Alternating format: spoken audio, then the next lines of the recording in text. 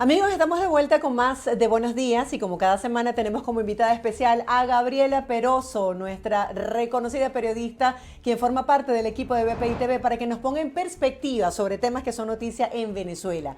Gaby, bienvenida. Quiero que nos hables, por favor, acerca de qué ha pasado con el diálogo entre oficialismo y oposición y este mensaje más reciente de Nicolás Maduro, quien dijo, gane quien gane en Colombia, queremos que se dé la paz y la cooperación entre ambos países. Hola Marjorie, buenos días y buenos días a toda la audiencia. Lo que ha pasado es que sigue sin pasar absolutamente nada. Lo que hemos podido indagar por allí, hablando con unas y otras personas, es que definitivamente Nicolás Maduro, por lo menos al día de hoy, no necesariamente tiene ganas de volverse a sentar en México. Incluso la semana pasada, y fue parte de lo que hablamos, se dio una nueva licencia a Chevron, a una empresa norteamericana de energía, en donde se le daba permiso para negociar directamente con Nicolás Maduro. De esto se había hablado en las últimas semanas, pero se materializó la semana pasada. Se decía que con esa materialización tenía que venir la fecha exacta del reinicio de estas conversaciones. ¿Qué sucedió? Así como semanas antes, cuando habló Juan González, quien es el representante para Latinoamérica de la Casa Blanca, aseguraba que estos pasos iban a hacerse y el régimen de Nicolás Maduro efectivamente ratificaba esas declaraciones de las autoridades estadounidenses. En esta ocasión, al parecer, salió la licencia y allí se quedó. El régimen de Nicolás Maduro no concretó nada, no se pronunció en absolutamente nada. De alguna manera, entonces, otra vez traicionando los acuerdos previos que se tienen que tener en esta materia, que hay que tener muy claro que tampoco habrá ninguna intención de levantamiento de sanciones si no existen medidas concretas por parte del régimen de Nicolás Maduro para flexibilizar, para otorgar concesiones y para comenzar a construir una vía democrática para el país. Hay algunos expertos económicos que dicen que ahorita el régimen de Nicolás Maduro no necesariamente le interesa porque le van a ingresar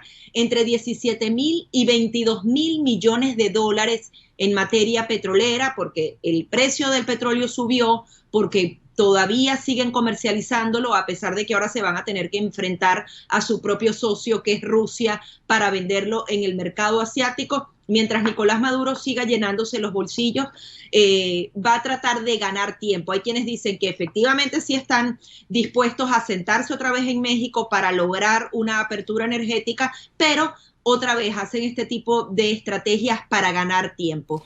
Es muy Claro. lamentable porque al final se juega con los venezolanos, ¿no? Así es que desde que se hizo el anuncio inicial hasta la fecha ya han pasado varias semanas y todavía no se tiene información oficial acerca de un nuevo encuentro. Y en otro caso, mientras que esto ocurre, que se incrementan los precios del crudo, también se dolariza el precio del diésel en Venezuela, lo que ha acarreado un problema de inflación que inicia desde la cadena inicial de los transportistas justamente de transporte pesado y que se va a ver reflejado también en el bolsillo del consumidor. Quisiera que nos hablaras un poco acerca de esas cartas del juego. Se están flexibilizando las sanciones para la reactivación petrolera, pero por el otro lado no se ve el feedback en cuanto a un proceso serio de reuniones para hablar de elecciones transparentes en Venezuela.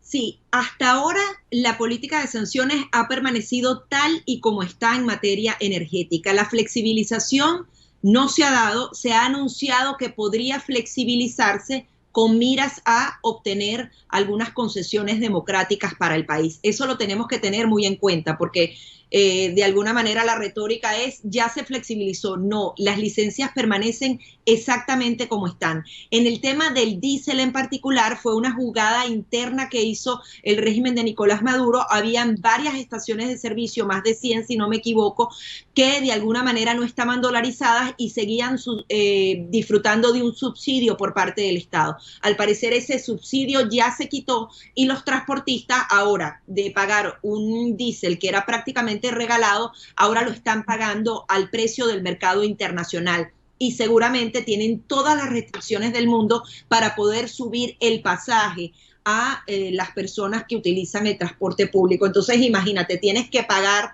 10 veces más por combustible, pero tienes que seguir cobrando exactamente el mismo precio. Se trata de una jugada interna por parte del régimen de Nicolás Maduro. Esto no tendría nada que ver con las licencias que se otorgan a través de las autoridades estadounidenses. Y justamente todas estas movidas se hacen para eso, para crear esa distorsión y ese manejo del discurso. Pero hasta ahora eso no ha cambiado. La política petrolera continúa exactamente igual y mientras Nicolás Maduro no tenga ninguna intención en mover o avanzar, esto no va a avanzar porque lo han dicho claramente las autoridades norteamericanas y también la oposición venezolana, los sectores de la sociedad civil, el gobierno interino, todos los que están tratando de buscar cambios para Venezuela también lo han dejado claro. No se otorgará nada sin que el régimen de Nicolás Maduro dé algo a cambio. Gaby, ¿cómo se están preparando los países para la Cumbre de las Américas y en qué ha quedado ese supuesto boicot de países como México que están defendiendo la presencia de Venezuela, Cuba, Nicaragua? Ya el gobierno de los Estados Unidos dijo que Venezuela no va a ser invitada. Entonces, bueno, quisiera que nos hables un poco acerca de cómo se están alineando los países en el marco de la cumbre. Bueno, el boicot se mantiene y se mantendrá, porque si bien lograrían en las próximas horas convencer a México, va a haber una protesta pública por parte de varios países que querían que invitaran a los dictadores Nicolás Maduro y Daniel Ortega.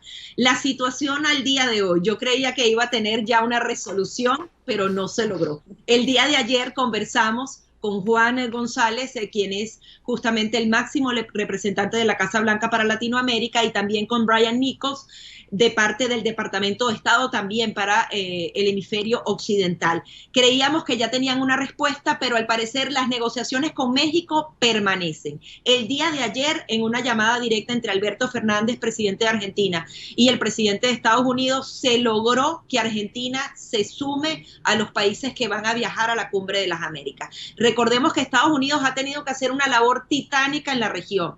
Normalmente esos enviados especiales van a los países porque se hacen una serie de preacuerdos económicos que incluyen a los sectores privados y públicos para justamente entregar acciones concretas en la cumbre. Esas visitas se han limitado a convencer a los países que vayan. Estados Unidos mandó a Christopher Dodd a Argentina, a Brasil, a Chile y a Uruguay. Se había llevado la respuesta positiva por parte de Brasil, Chile y Uruguay, pero Argentina no estaba del todo convencida, logró hacer esta llamada con Joe Biden y lo lograron. México fue mencionado en esta llamada por parte de estos altos funcionarios que se van a encargar del tema de la Cumbre de las Américas y decían que justamente esas negociaciones con México impedían que ellos dieran una lista definitiva de invitados. Lo que ha dicho Estados Unidos hasta ahora, y ya lo dije la semana pasada, hay posibilidades ciertas de que se invite a alguien de Cuba. Incluso hay quienes aseguran que el día viernes la invitación, no a los máximos mandatarios, pero sí a una delegación cubana para que viajara a Estados Unidos a la Cumbre de las Américas, esa invitación estaba lista el viernes. No se sabe qué pasó, la invitación no fue enviada y al día de hoy no se sabe si van a invitar a parte del régimen de los Castro, o bueno, este nuevo régimen cubano que continúa mandando en la isla. Hay que recordar que acaban de procesar a dos de los grandes manifestantes de esas manifestaciones, las más importantes que se han dado en décadas en Cuba, y se pretende encarcelar a dos jóvenes artistas que simplemente quisieron reclamar sus derechos a casi 10 años de prisión. Por lo menos eso es lo que está pidiendo la Fiscalía. Y yo me imagino que este tipo de puntos son tomados en cuenta por parte de la administración de Joe Biden, porque allí se deja claro que Cuba no ha cambiado, sigue siendo el mismo régimen dictatorial. Ahora, sí, con respecto a Venezuela, porque hay mucha confusión, no sé si tienes dudas allí o de una vez te explico qué pasó con Juan Guaidó y todo este... Cuéntame qué ha pasado con Guaidó.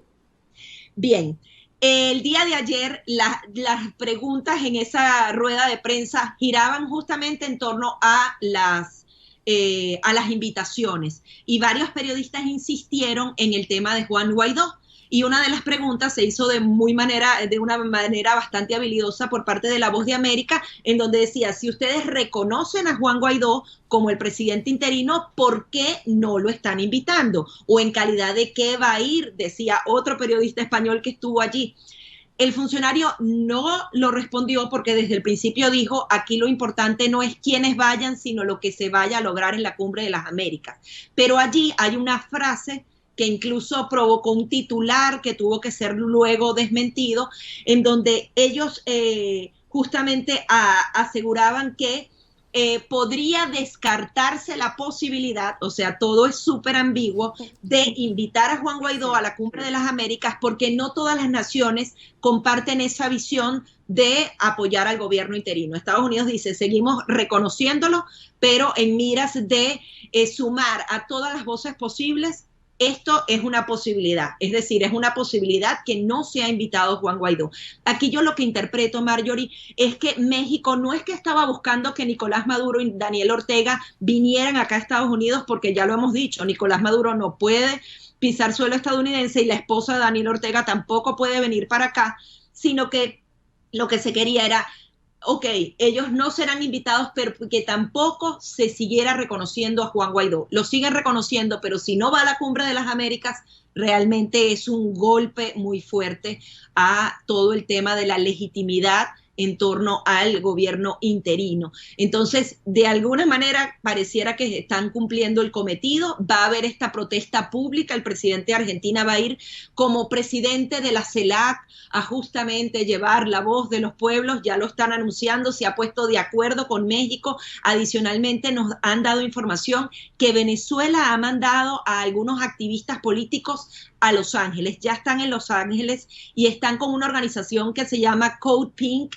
Parte de esa organización fue la que tomó la embajada por asalto, la embajada de los venezolanos en Washington, D.C. Es una organización de izquierda muy extrema y liberal que ha viajado de Washington a Los Ángeles y otras personas de Venezuela a Los Ángeles porque van a justamente protagonizar protestas, y no solamente será Venezuela, sino seguramente otras naciones se van a sumar a este tipo de iniciativas que se darán en las afueras del Convention Center de Los Ángeles. Sí, es que Gaby, hay muchos intereses de por medio, ¿no? Vemos una posición de Estados Unidos bastante hermética y muchas ambivalencias con respecto a quienes se invitan y a quienes no. Por ejemplo, ya va a ser pronto en la Cumbre de las Américas y en un acto tan protocolar como este, tú sabes que las invitaciones se envían con mucho tiempo de antelación, todavía no se sabe si se va a invitar a alguien de Cuba. Y por cierto, Gaby, tú vas a estar ahí transmitiendo lo que vaya ocurriendo en vivo para nuestra audiencia. Y el hecho de que se reconozca al gobierno interino de Juan Guaidó, pero no se le envíe la invitación, de paso se está como que bypaseando su función dentro de la Cumbre de las Américas. Normalmente la noticia sería qué se va a tocar en la cumbre y no quiénes son los invitados, pero en este caso es todo lo contrario. Si nos vamos al fondo de las prioridades en esta cumbre, se decía que el tema de la reactivación de la economía iba a ser un punto de honor por todo lo que ha ocurrido tras la pandemia, y quisiera que nos hablaras un poco acerca de eso. ¿Cuáles son esos puntos álgidos, prioritarios que se van a abordar en este encuentro? Sí, en el día de ayer se explicaba justamente el fondo de la Cumbre de las Américas. Se hablaban de 5 puntos generales que van a ser abordados en materia económica y en materia política. Y justamente el tema económico va a ser primordial en la Cumbre de las Américas. Incluso Estados Unidos ya anunciaba que van a hacer algunas inversiones bastante ambiciosas en la región, nuevamente apostando a sus vecinos, a América Latina, y que se iban a anunciar acuerdos específicos de libre comercio u otro tipo de actividades económicas entre Estados Unidos y varias naciones del continente. Ese es uno de los puntos más importantes, y es que la región está completamente fraccionada en esta Cumbre de las Américas, Marjorie. Estamos viendo que incluso el conflicto de Rusia hace que se vea aún más cómo está cada país. Estamos con algunos países neutros como México y Argentina, que no quieren condenar a el régimen de Vladimir Putin porque de alguna manera tienen una ideología común. En el caso de Brasil no hay ideología común, pero hay demasiado actividad económica entre Rusia y Brasil, y para justamente evitar que los fertilizantes no lleguen no dejen de llegar a este gigante agroindustrial brasilero. Ellos prefieren no meterse con Vladimir Putin. Y todo esto dibuja una realidad completamente distinta para Estados Unidos. Entonces, Estados Unidos va a querer invertir a través del Banco Interamericano de Desarrollo u otro tipo de iniciativas económicas, pero realmente eso va a tener un impacto, porque ahora Estados Unidos compite con esas solidaridades automáticas con Rusia y con una China que sigue invirtiendo y que ha desplazado a Estados Unidos como principal inversor en todos estos países de manera abismal. Estados Unidos se ha quedado muy por debajo. Entonces, está ese tema económico, está el tema migratorio, que también será central en la Cumbre de las Américas y que tiene que ser abordado. En principio se hablaba de un pacto migratorio, ahora no se han dado suficientes detalles, ahora se hablaba de un acuerdo adicional en donde se quería mandar un mensaje conjunto entre Estados Unidos y las demás naciones con respecto al tema migratorio, pero no sabemos si un enunciado, un documento pueda detener la gran cantidad de personas que están todavía pasando al día de hoy entre la frontera de México y Estados Unidos. Hay muchos temas que abordar y no necesariamente pueden consolidarse como planes efectivos en el tiempo, y esa es una de las grandes preocupaciones. El liderazgo de Estados Unidos disminuido, una región fragmentada por razones ideológicas o por razones económicas y políticas, y el tema de las democracias, que día a día se van perdiendo más y más en la región. Y cuando no hay democracia sólida, son muchas las adiciones y los problemas que se suman para esos pueblos, porque si bien se les prometen cosas muy lindas, a fin de cuentas lo que se hace es un control absoluto de cada uno de los ciudadanos, que pierden sus libertades y son entonces esos estados todopoderosos que todo lo pueden y son los que toman las decisiones en vez de tomarlas los ciudadanos. Así es, a nivel local, el presidente Biden pues enfrenta duras críticas por el manejo del tema de la inflación aquí en Estados Unidos, que me imagino que también se pudiese abordar en este encuentro. Y a nivel migratorio, Gaby, no sé qué información extraoficial tienes de tu fuente sobre esa propuesta que se ha hecho de un plan de ajuste venezolano y también la propuesta que se hizo de una extensión del TPS para los venezolanos. No sé qué información actualizada nos tienes, así no sea de manera oficial. Sí. Bueno, exactamente. De manera extraoficial hay quienes aseguran casi 100% que el TPS será renovado para todas las personas que están allí, que hay más personal para poder aprobar los TPS que a veces tienen meses esperando, van a agilizar la aprobación de los que entraron, van a extenderla y a renovarla para esas personas, y es bastante probable, Marjorie, que se extienda de marzo a diciembre, que haya otro grupo de venezolanos que, si no me equivoco, son más de 100,000 que entraron entre marzo y diciembre de 2021. Espero que no me traicione el año. Que se aprobó el TPS, llevarlo en vez de marzo hasta diciembre, y que esa extensión entre en todos esos venezolanos. Hay probabilidades ciertas de que ocurra.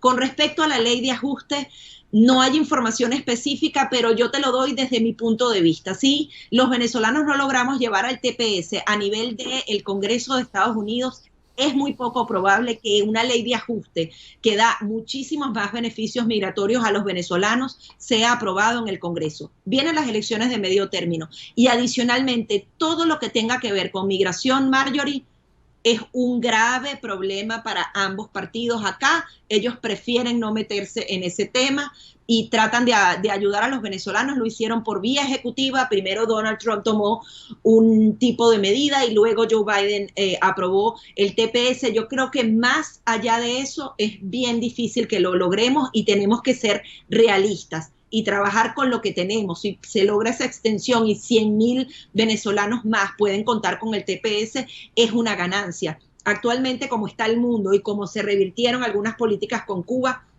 Es ingenuo pensar que haya una ley de ajuste para los venezolanos, porque esto compromete a Estados Unidos a dar residencia y posteriormente ciudadanía a un grupo de venezolanos, y el tema migratorio es mucho más complejo. Ellos quieren apoyar a los venezolanos, pero son cientos de nacionalidades las que cruzan día a día por esa frontera con México, y por tanto hay demasiadas otras cosas que tomar en cuenta. Así que yo creo que ese tema de la ley de ajustes, que o está muy bien que la apoyen varios venezolanos y traten de impulsarla, por lo menos al 2022 es mínimamente probable de que sea aprobada.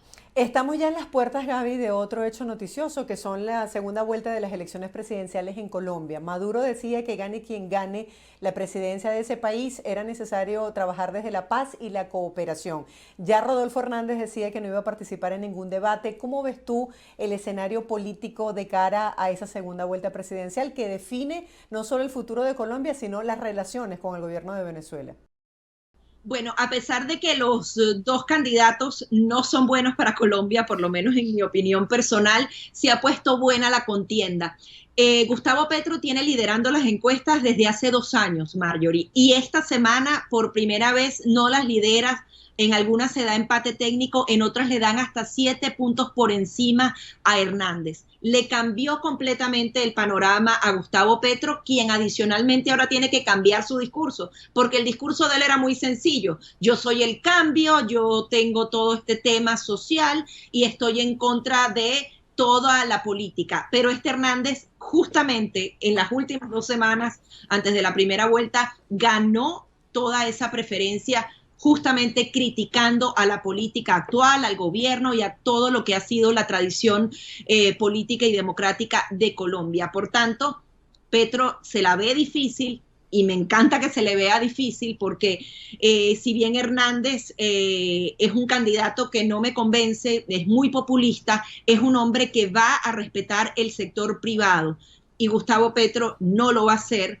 Lo ha dicho en varias propuestas, no habla de expropiación, pero sí de democratización, y tiene una cantidad de políticas que son exactamente iguales y que vienen enmarcadas en ese foro de Sao Paulo y en esta organización de naciones de izquierda, que justamente lo que quieren es permanecer en el poder y debilitar las democracias. Por tanto, Gustavo Petro sería el peor candidato. Con respecto a Venezuela, yo creo que ambos candidatos sí o sí van a abrir la frontera con Venezuela. A Iván Duque se le hacía muy difícil porque fue uno de los abanderados en esa lucha por la libertad y la democracia de los venezolanos, pero hay una realidad en esa frontera que escapa incluso a cualquier medida. Incluso ese intercambio comercial se da de manera natural, a pesar de que muchos puntos en la frontera permanecen cerrados. Yo creo que ambos van hacia esa apertura. Gustavo Petro ha dicho que de una vez abriría la relación con Nicolás Maduro, porque obviamente son del mismo bando y son amigos. Hay que ver la posición específica de Hernández con respecto a Juan Guaidó y a Nicolás Maduro.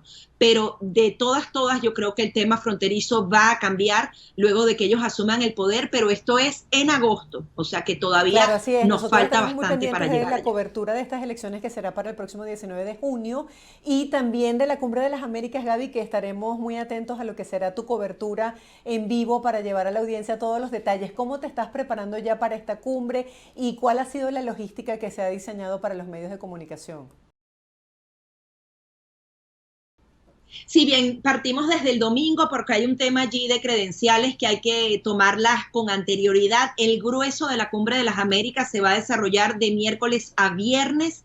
Nosotros vamos a estar desde el lunes, porque la Cumbre de las Américas es como una gran cumbre que de alguna manera impulsa otra cantidad de actividades paralelas. Ahí hay sociedad civil, organizaciones no gubernamentales, el sector privado, van los grandes CEO y máximas cabezas de las principales compañías norteamericanas y de toda América, se reúnen en cumbres paralelas. Adicionalmente hay cumbres de alcaldes. Es como el evento propicio para que tanto el sector público como privado pueda hacer acuerdos de magnitud, que sean realmente relevantes. Y normalmente todos esos acuerdos se prenegocian antes de la cumbre, y la cumbre de alguna manera es para las fotografías y para esas firmas. No sabemos si en esta ocasión se han podido hacer tantos preacuerdos porque no sabemos ni siquiera quién va. Entonces, yo creo que va a estar muy interesante y ojalá que esa cumbre también pueda nuevamente volver al centro de Estados Unidos, a entender la importancia que tiene Latinoamérica para el continente. En la cumbre anterior, el presidente de Estados Unidos no estuvo presente, se trataba de Donald Trump. Esa cumbre se llevó en Perú. La decisión de esta administración es ir a esa cumbre de las Américas y ojalá que no solamente sea ir, sino que realmente esas alianzas comerciales, estratégicas, se materialicen, porque nos enfrentamos a un mundo totalmente nuevo luego de este conflicto con Rusia, y América Latina tiene que seguir el ejemplo de Europa para que se pueda proteger Así es, de que un más allá del futuro muy protocolo se incierto. traduzca en hechos concretos que beneficie a América Latina. Gracias, Gaby, por tus perspectivas del día de hoy. Será hasta un próximo encuentro y bueno, te veremos allí como pez en el agua haciendo Ay, esta cobertura donde hay tanta desinformación, y estaremos muy atentos de lo que salga de allí, de este encuentro. así será, vamos a darles información las 24 horas, de lunes a viernes la semana que viene. Tienen que estar pegados a nuestra programación de BPI TV.